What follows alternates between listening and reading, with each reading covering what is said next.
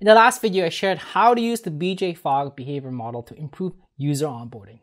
If users are falling off during the user onboarding, the BJ Fogg behavior model provides a framework to boost those numbers with 3 questions. First, is the new behavior as easy to do?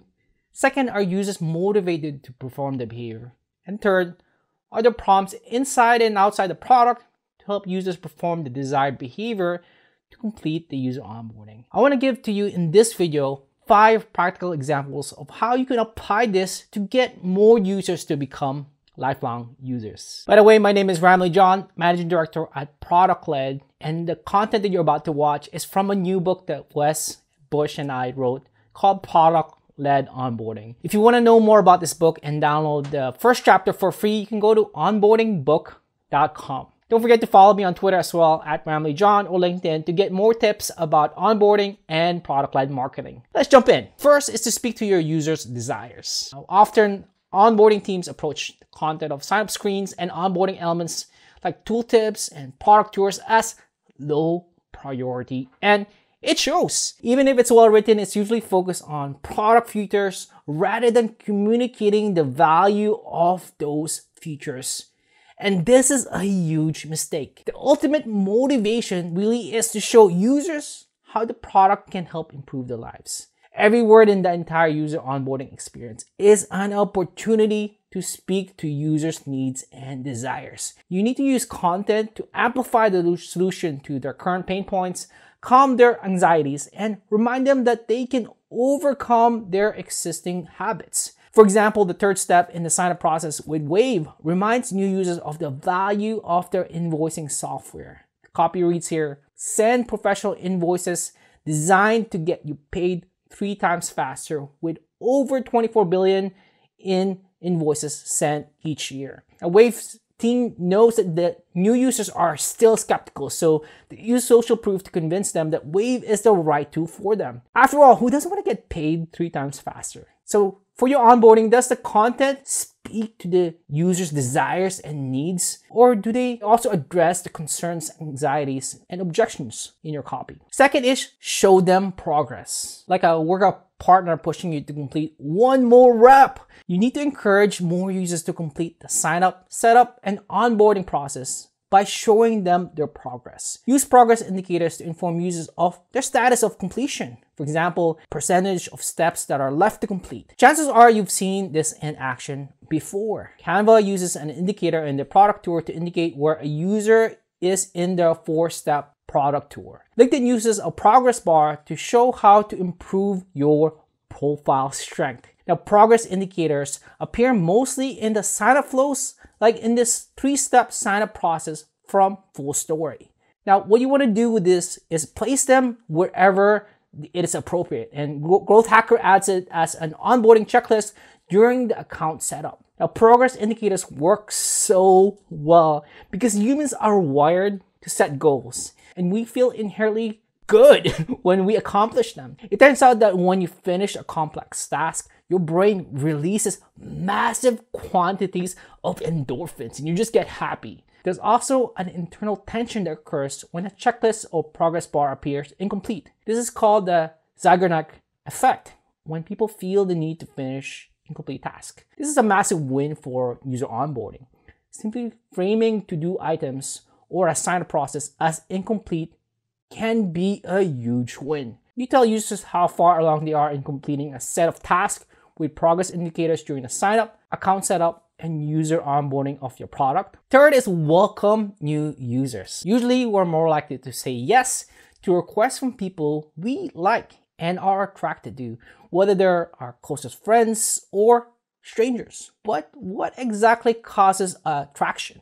Persuasion science tells us that there are 3 important factors. We like people who are similar to us, people who pay us compliments, and people who cooperate with us to attain mutual goals. And one way to harness this powerful principle in the user onboarding is to welcome new users. Many believe that this introduction is a massive waste of time. But if you create a common bond, build a connection, relate to a shared mission, it can be an enormous boost of motivation for new users. It doesn't need to be anything fancy at all. With a short video from 3 founders, User list creates a bond with users thanks to the personal message. Now, many products ignore this critical step. But imagine walking into a dinner party without the host greeting you at all and giving you a tour. Most likely you'd feel snubbed and hurt. Now, welcome messages also set the tone. They give customers a sense of how they'll be treated during the relationship with the product. Now, personal videos are really great at humanizing the experience while implying someone is personally involved in the user's success. Number 4 is provide visual cues to guide users to the next step in the onboarding. At times, new users need a small clue on what to do next, like cues or context changes can encourage users to make a certain decision. Now, this can be as simple as an image that points user to the next step. Basecamp adds some fun to their onboarding by using a cartoon character to point out where users complete the sign-up form. Now, visual cues can be product bumpers that guide new users to achieve their desired outcome. Here's what several product bumpers could look like in your product or other products that you've seen. First are product tours. They help orient new users and help them find the fastest path to their first moment of value. Tours often walk users through a critical workflow or point a few key steps that users might otherwise miss. Tooltips is the second one. They isolate elements such as form fields or buttons to guide a user through the account setup. Once a user completes a step, they're referred to the next one. Third is hotspots. They're often used to give a bit of contextual help to encourage new users to activate certain product elements or features. They can have a unique pulsing animation to catch a user's eye. Now, hotspots are a nice alternative to tooltips because they are less invasive to users. They don't open automatically and can be easily ignored. These 3 things are just a few examples of product bumpers. Others include checklists, product indicators, and welcome messages that I talked about above. When using product bumpers, tours are usually a better bet than unending blasts of tooltips. They help users achieve the desired outcome through action instead of memorization. Canva does a good job of this by guiding users through the 4-step to download their first design. Now, I have to warn you, be careful using product bumpers as a band-aid for bad user experience. One of my biggest pet peeves of all time with product tours is that it's often used to point out all the bells and whistles of an app. They tell you what the button or feature does.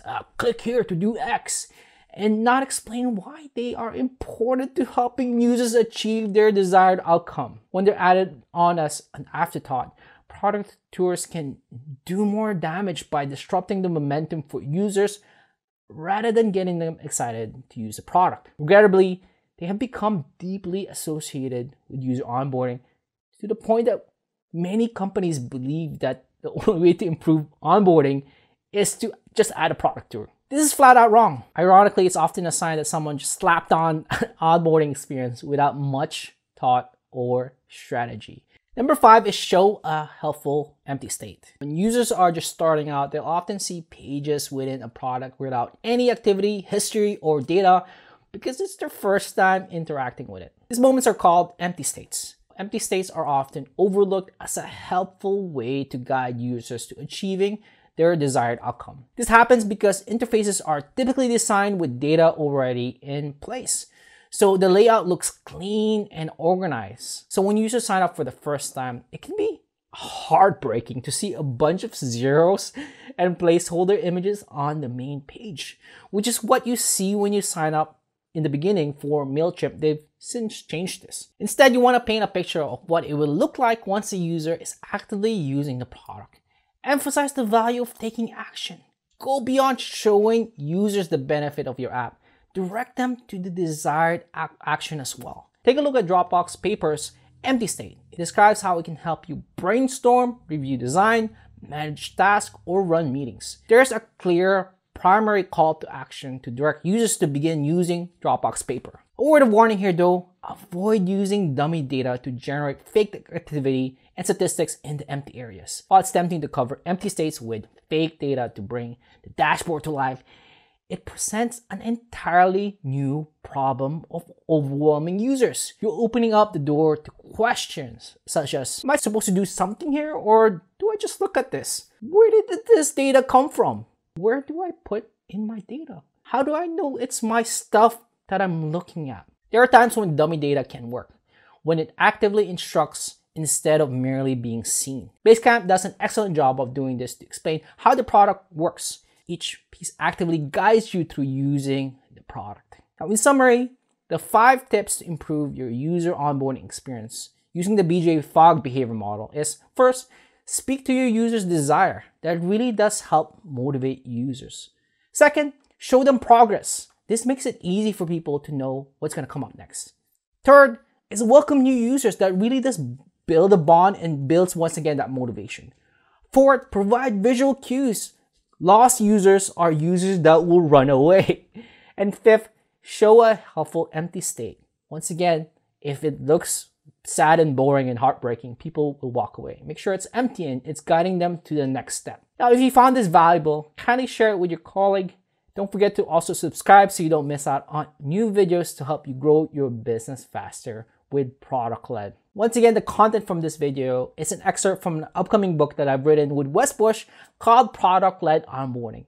You can download the first chapter for free and join the waitlist now at onboardingbook.com. Well, that's all for this video. This is Ramli John, Managing Director at Product Led. Happy growing and see you in the next video. Bye.